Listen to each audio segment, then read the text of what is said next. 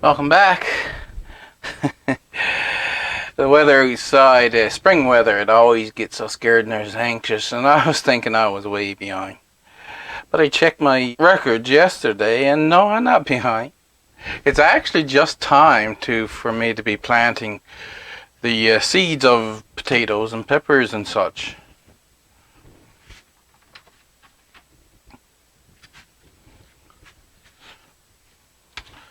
And the tiny seeds I plant in these 200 cell flats. The thing about, well, there's a couple things. First off, your soil, see, this is moist, but is not as moist as recommended when you're putting your, filling up your trays to start your seeds. But with these 200 cell flats, if it clumps together any at all, see, this is almost falls apart when I do that.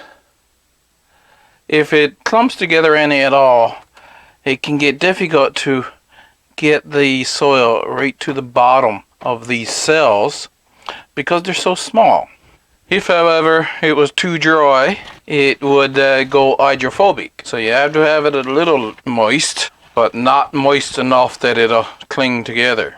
The other thing I was thinking about with respect to the soil that you put in here, in nature, well, nature put out 1 million seeds just to get a half dozen seedling. Whereas when we're doing this, we want to put in 1 seed and get 1 seedling. We're trying to make everything perfect. And in nature, you got seeds spread all over, and the occasional seed gets the perfect position. It falls right in the perfect soil with the perfect moisture and everything to grow. And even of them, of course, sometimes they don't survive, or there are too many and they get out competed. So this is potting soil I purchased because the other soil that I have available right now is a lot of garden soil. So when you're doing this, it's pretty much all organic matter. Very fine organic matter, so sifted compost. And that way, you're giving the seeds that perfect condition to start to grow. It's the same conditions that the seed got out in nature, but most of the seeds that fell in nature didn't fall in the perfect conditions.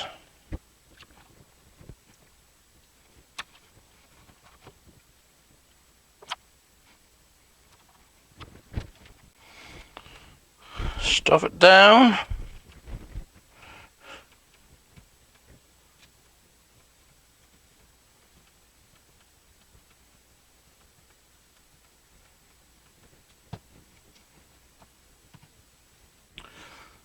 Then fill it up again.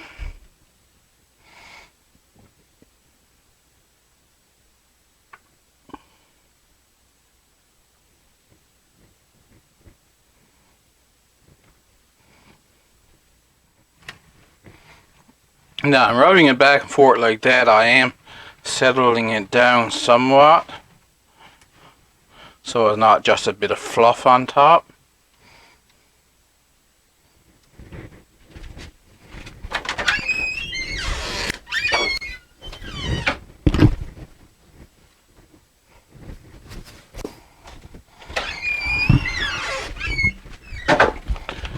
And now I'll water it down so that it'll have that moisture that is recommended.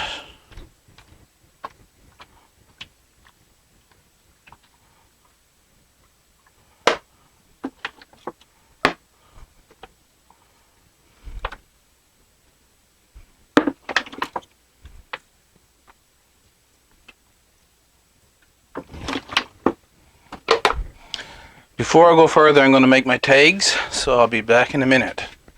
It's been more than a minute for me. I had to go and cut out all the tabs out of a piece of siding. I've selected 10 tomato varieties. Now, I don't know if it's the same tomato varieties that I had selected before or not, because I didn't look at the file. I just took my batch of tomato seeds and I went through them and I'm like, yeah, I'll do this one, this one, this one.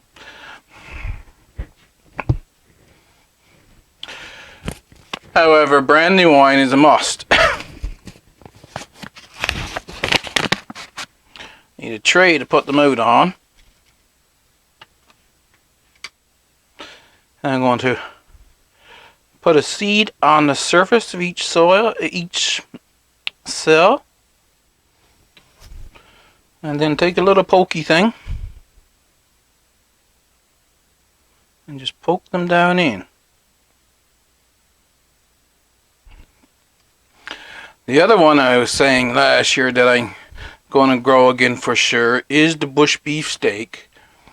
It was kind of slow to get going. It seemed that I did have them out by the fence instead of against the back wall. But in the end, I better put back the brandywine seeds for.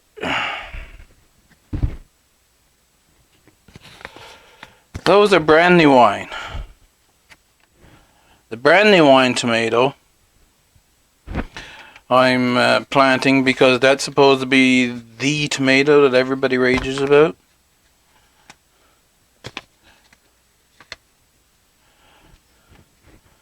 I had one plant last year.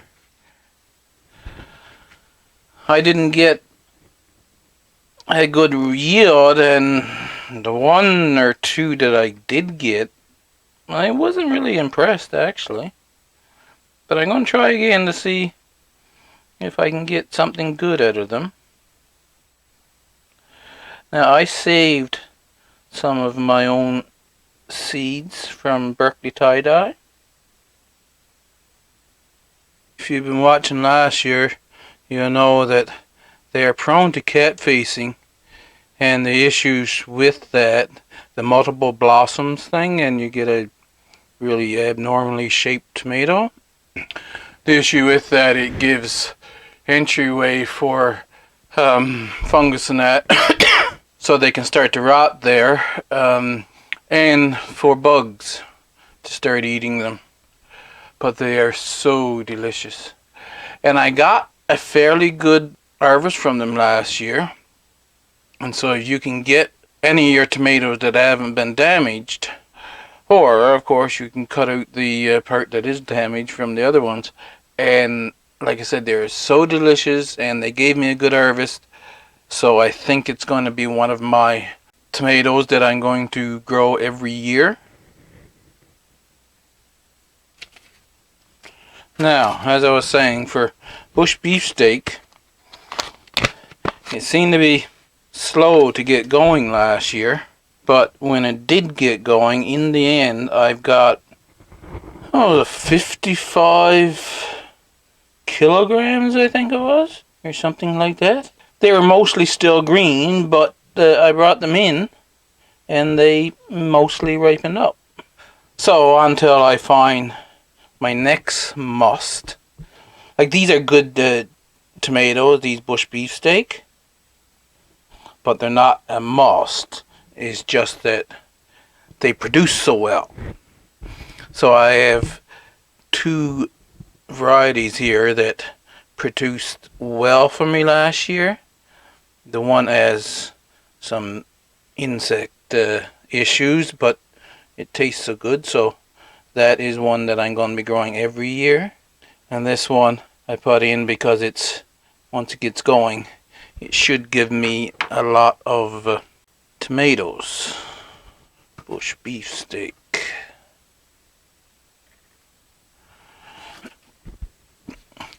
Mortgage lifter, that's the one we got from the first year of Shed Wars. And I haven't found out what they're like yet, actually. They're a slicer type tomato, the large beefsteak type. But I haven't gotten enough yet in a good condition to really see how this variety will produce here in Newfoundland. Mortgage lifter, that's what I'm supposed to be looking for.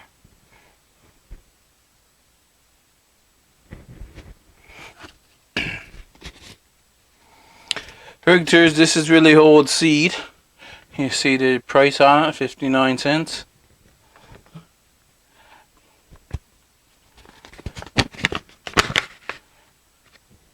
I don't think I collected any seed from anything I grew. Honestly, I don't even know if I grew these before. But anyway, we're going to grow them this year.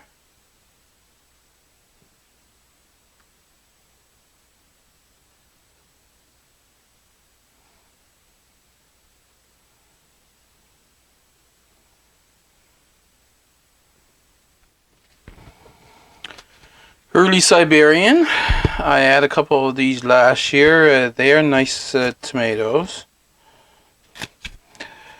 I got on the back written there, mostly garden collected in 2022.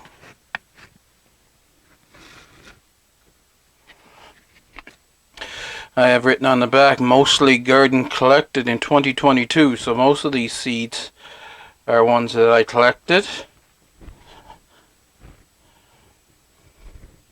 When you collect your own seed, they're a softer seed, and they got this like airy texture. It gets them to stick together even when they're completely dry. I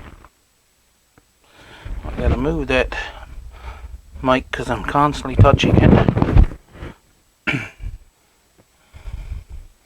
As I said, when you collect your own seed, they have this hairy texture, and makes them stick together even when they're completely dry. Beaver Lodge Slicer, as the name suggests, is a slicing tomato. More seed in there than that.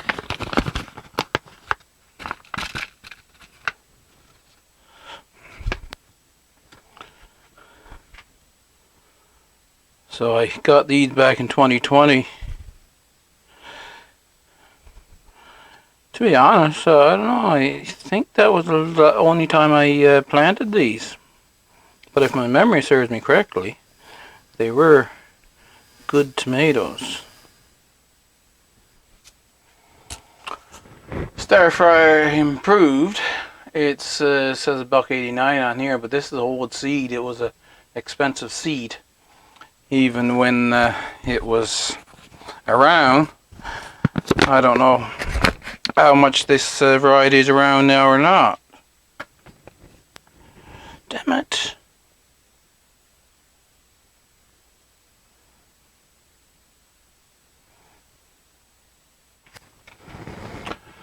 That was a smaller slicer.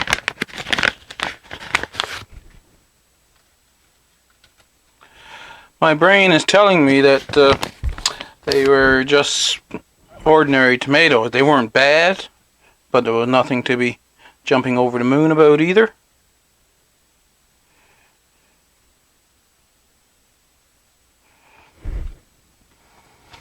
The last one's furthest north. Now this is a smaller tomato, but if it produces in abundance. And I've only have a few seeds, so I'm going to have to collect seed from this year. That's 10 varieties of tomatoes. 10 seeds sown of each. Now, not every seed is going to come. The layout I've got out beside the south side of the house, that takes somewhere around 36 or 40 tomatoes right now.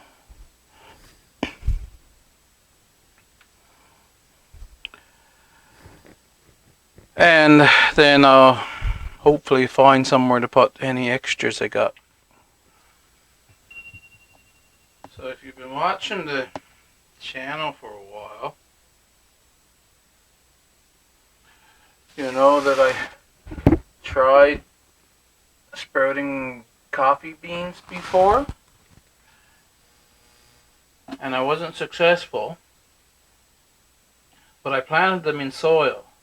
So I'm just going to soak them now for 24 hours in with the honey locust seeds, because they're quite a different seed. You won't get them mixed up. And then I'm going to put them in the little capsule with paper towel to see if I can get them to sprout that way.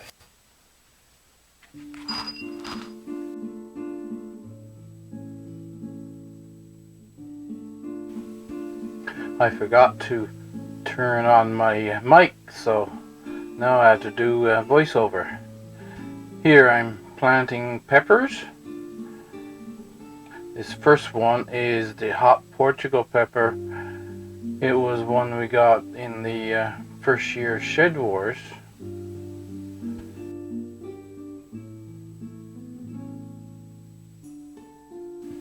And then, as I just showed you, that was Alma Paprika. It's I'm supposed to be able to make my own paprika powder with that one.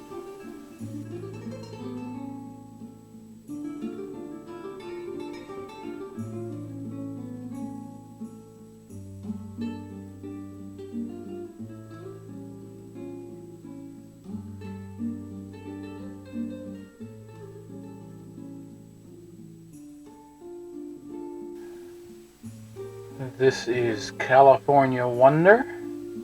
That's, of course, quite a popular sweet pepper.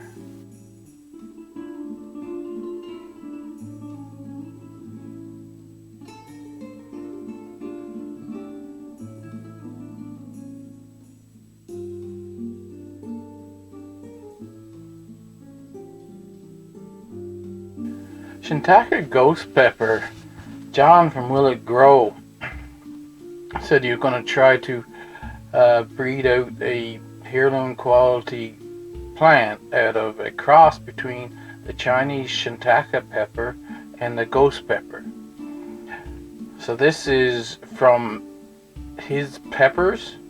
Now the variety that I would breed out would be different than what John would breed out, just because we're in different climates, right?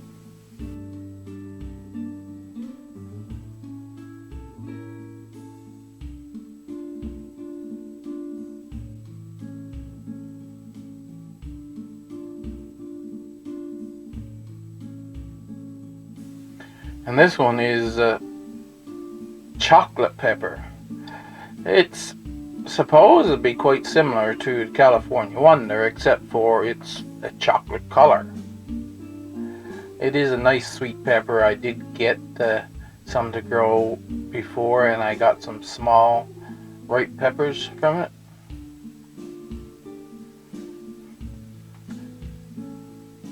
Now I have some cole crops here.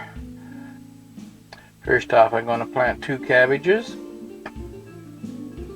My favorite that I've grown so far, the Red Express.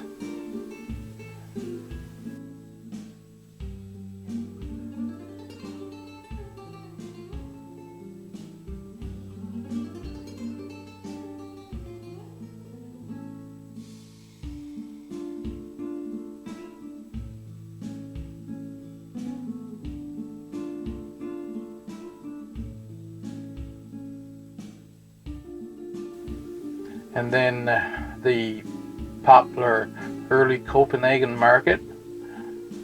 It's supposed to form a similar head to the Red Express, but it's just your regular green cabbage.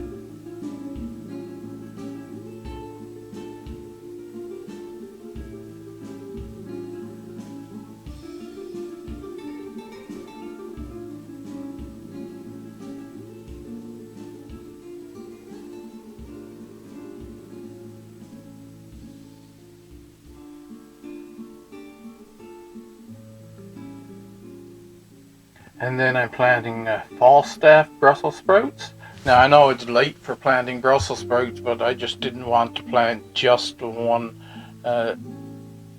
plant. Like I would have 2 rows in that tray, and for like 2.5 months, and I didn't want to do that.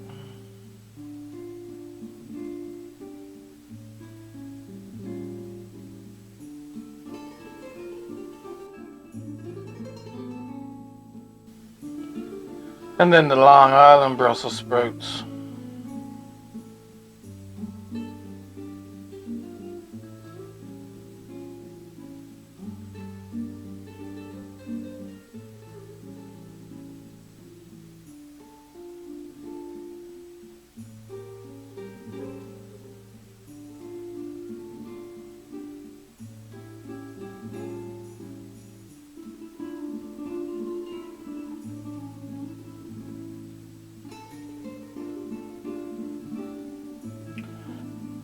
And for the last row, I just put some lettuce, I think it was, in there.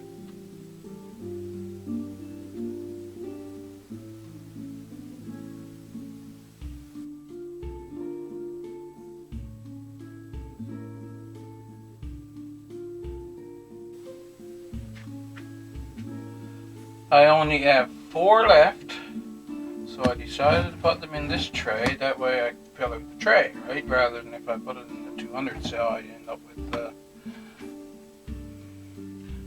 4 rows and then 16 that had nothing.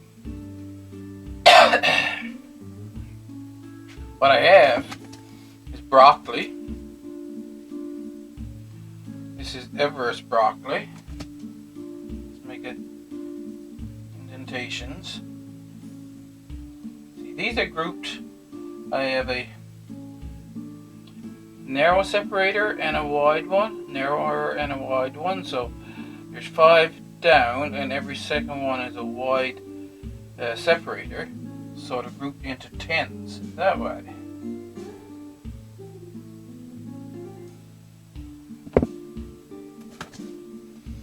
Everest broccoli.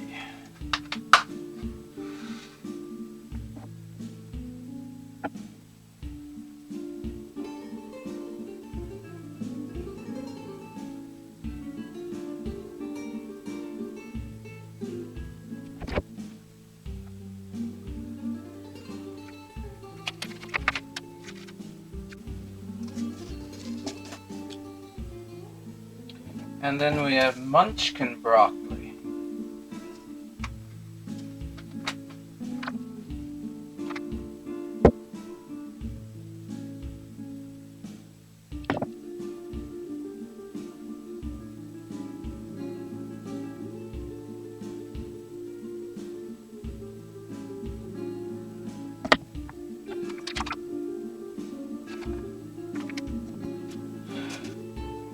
Dwarf green curled kale.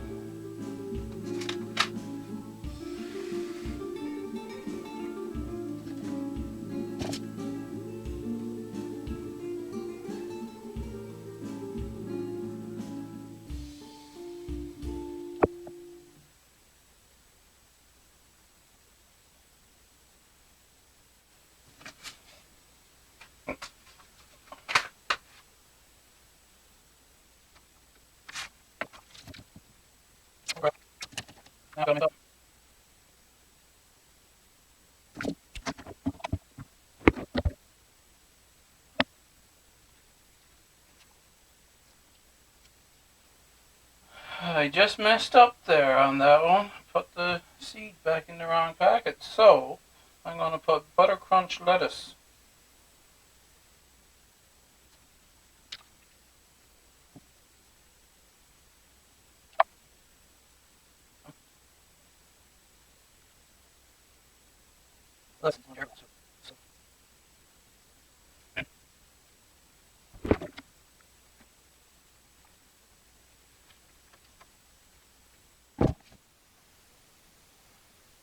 Now here they are. I'm setting up my seed starting shelves out here.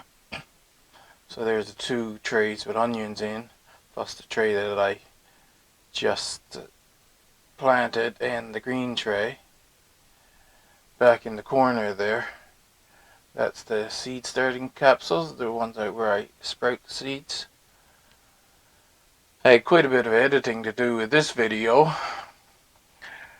but I had to salvage what I could, and I decided I must vlog the main seed starting, so it is what it is.